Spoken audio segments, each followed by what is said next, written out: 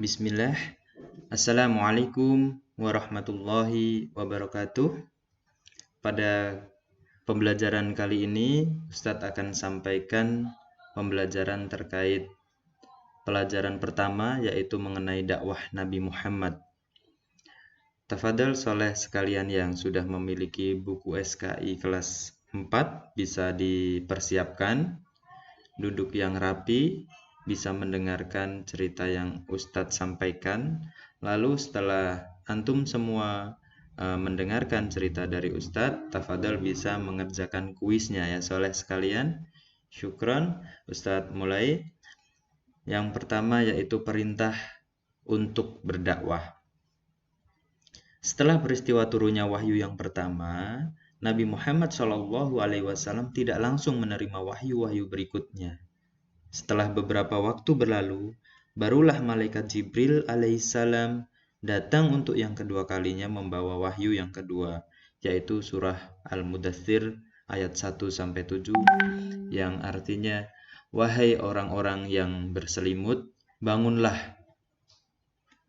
Lalu berikan peringatan dan agungkanlah Rabb-mu dan bersihkanlah pakaianmu dan tinggalkanlah perbuatan dosa. Dan janganlah kamu memberi karena ingin mendapatkan balasan yang lebih baik. Dan untuk memenuhi perintah Rabb-mu, maka bersabarlah."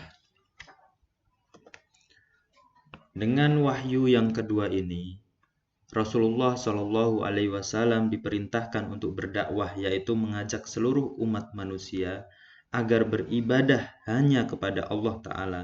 Dan setelah menerima wahyu yang kedua ini, beliau berkata, "Sekarang sudah tidak ada lagi waktu untuk bersantai-santai," kata beliau. Awal mula dakwah Rasulullah. Pada mulanya Rasulullah SAW mendakwahkan tauhid secara sembunyi-sembunyi. Beliau hanya mengajak keluarga dan kawan dekatnya saja. Sayyidah Khadijah radhiyallahu anha, istri beliau, merupakan wanita pertama yang beriman kepada Allah dan menyatakan masuk Islam. Ia turut membantu Rasulullah dengan mengorbankan harta kekayaannya untuk membantu memperjuangkan dakwah beliau.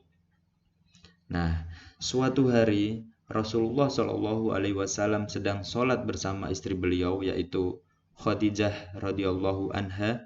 Tiba-tiba sepupu beliau Ali bin Abi Thalib masuk dan melihat keduanya sedang bersujud.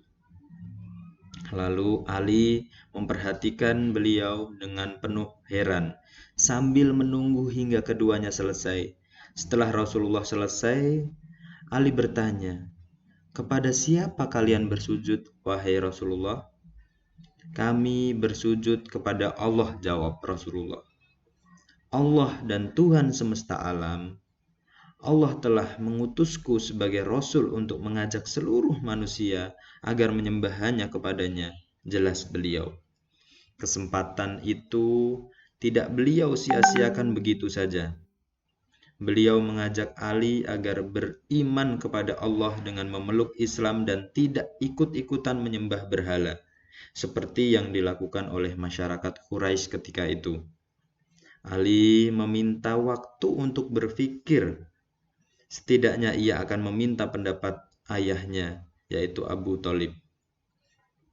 Semalaman Ali gelisah memikirkan hal itu. Keesokan harinya ia pergi menemui Rasulullah dengan sangat yakin. Ia menyatakan dirinya sebagai pengikut Rasulullah. Pada hari itu ia memeluk agama Islam tanpa meminta persetujuan ayahnya terlebih dahulu. Sejak saat itu, Ali bin Abi Thalib menjadi anak kecil pertama. Ali bin Abi Thalib menjadi anak kecil pertama yang memeluk agama Islam.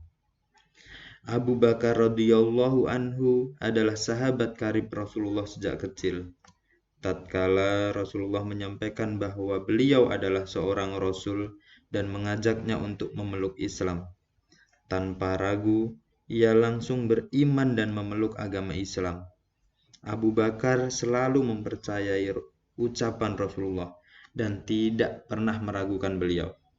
Pada hari itu, Abu Bakar menjadi laki-laki dewasa yang pertama kali masuk Islam. Yaitu Abu Bakar adalah orang pertama kali yang masuk Islam, orang dewasa yang pertama kali masuk Islam. Di tengah-tengah masyarakat Quraisy, Abu Bakar radhiyallahu anhu dikenal sebagai seorang yang sangat terpandang. Ia sangat berilmu dan mengetahui benar sejarah maupun seluk-beluk masyarakat Quraisy. Ia adalah seorang pedagang yang sukses dan memiliki hubungan yang baik dengan semua orang.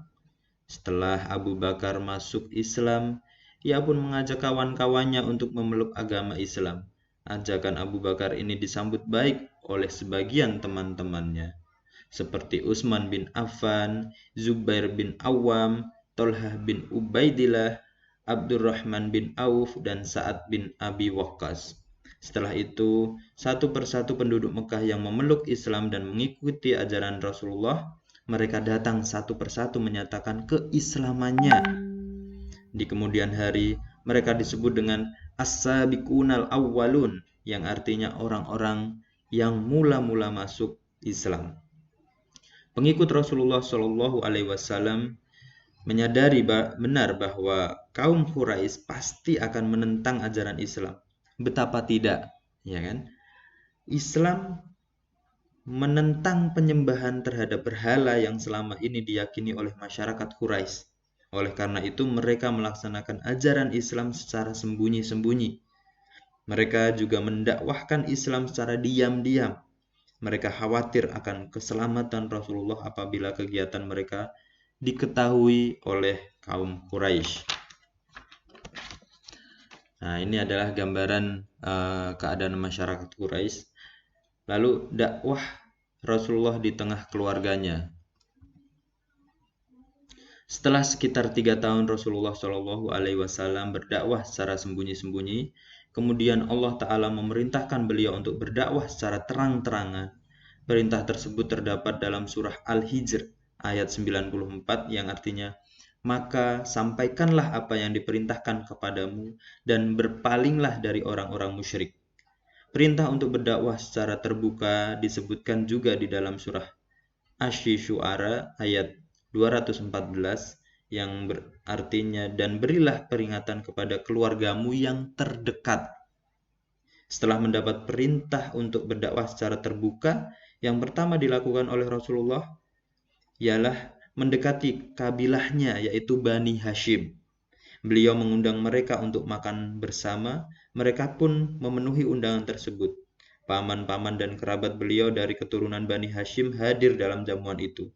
Di tengah-tengah jamuan itulah Rasulullah menyempatkan diri untuk menyampaikan dakwah beliau. Segala puji bagi Allah, aku memujinya hanya kepadanya. Aku memohon pertolongan hanya kepadanya, dan hanya kepadanya aku menggantungkan semua urusanku. Aku bersaksi tidak ada ilah yang benar selain Allah. Dia tidak mempunyai sekutu apapun. Kemudian beliau melanjutkan, ingatlah seorang pemimpin tidak akan berdusta ketika berbicara. Aku bersumpah demi Allah, ilah yang tidak mempunyai satu sekutu pun. Aku ini adalah utusan Allah. Aku diutus kepada kalian dan kepada seluruh umat manusia. Demi Allah, kalian akan mati layaknya ketika tidur dan akan dibangkitkan layaknya ketika bangun dari tidur. Lalu kalian pasti akan diminta pertanggungjawaban atas semua perbuatan kalian di dunia. Dan setelah itu hanya ada 2 pilihan, surga atau neraka. Ya. Semua orang yang hadir tercengang mendengarnya. Mereka tidak menyangka bahwa Muhammad, pemuda yang selama ini terkenal karena keluhuran akhlaknya, berani membawa ajaran baru. Spontan, mereka pun menolak apa yang beliau ucapkan sebelumnya. Abu Lahab, salah seorang paman Rasulullah, langsung menimpali, demi Tuhan, ini benar-benar bencana. Kalian harus mencegah pemuda ini sebelum dia mempengaruhi masyarakat kita. Ketika itu Abu Thalib, paman Nabi yang lainnya, memiliki sikap yang berbeda. Ia justru melindungi Nabi Muhammad, keponakannya. Lanjutkanlah apa yang diperintahkan oleh Tuhanmu itu. Demi Tuhan, selama aku masih hidup, aku pasti akan melindungimu. Ya Nabi Muhammad. Satu persatu Bani Hashim berdiri lalu pergi meninggalkan Rasulullah. Namun tiba-tiba Ali bin Abi Thalib berdiri dan berkata, wahai Rasulullah, Aku berjanji akan setia untuk membantu dan melindungimu. Akan kulawan siapapun yang menentangmu. Sejak saat itu, Ali selalu menemani Rasulullah Shallallahu Alaihi Wasallam dalam berdakwah. Nah, dakwah Rasulullah kepada kaum Quraisy. Setelah mendakwahi keluarganya, Rasulullah Shallallahu Alaihi Wasallam beralih mendakwahi masyarakat Quraisy. Suatu hari Rasulullah menyeru agar orang-orang berkumpul di Bukit Safa. Mereka pun penasaran lalu mendatanginya. Jika kukabarkan bahwa di balik bukit ini ada pasukan berkuda yang mengepung kota ini, apakah kalian akan mempercayaiku? Ya, tentu kami percaya, jawab mereka. Selama ini kami mengenalmu sebagai seorang yang sangat jujur. Mereka sangat percaya kepada Rasulullah karena beliau tidak pernah berdusta. Kemudian beliau berkata, ketahuilah oleh kalian semua, sungguh aku ini adalah seorang Rasul.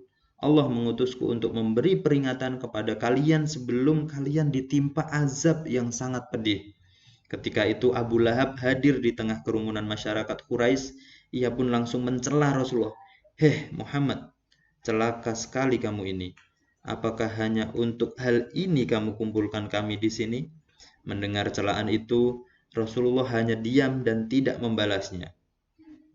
Allah kemudian melaknat Abu Lahab dikarenakan sikapnya di Bukit Safa tersebut. Allah menghinakan dirinya dengan menurunkan surah Al-Lahab ayat 1-5, yang artinya, celakalah kedua tangan Abu Lahab dan celakalah. Sungguh tidak berguna hartanya dan apa yang dia usahakan. Dia kelak akan masuk ke dalam api yang bergejolak. Begitu pula istrinya si pembawa kayu bakar, yang di lehernya ada tali dari sabut. Para pemuka Quraisy akhirnya mulai menyadari bahwa Muhammad benar-benar menjadi ancaman bagi mereka, sebab ajaran yang diserukannya bertentangan dengan keyakinan masyarakat selama ini, bahkan membahayakan kedudukan mereka sebagai anutan kaum Quraisy. Sejak itu, mereka pun mulai memusuhi Muhammad dan menghalang-halangi dakwah beliau. Akan tetapi, beliau menghadapinya semua itu dengan sabar. Ya. Mungkin ini yang Ustadz bisa ceritakan. Tafadhol soleh sekalian bisa cek di Google Classroom. Ustadz sudah siapkan video, yaitu video ini. Lalu silahkan bisa mengerjakan kuisnya. Syukron wa jazakumullahu khairan. Assalamualaikum warahmatullahi wabarakatuh.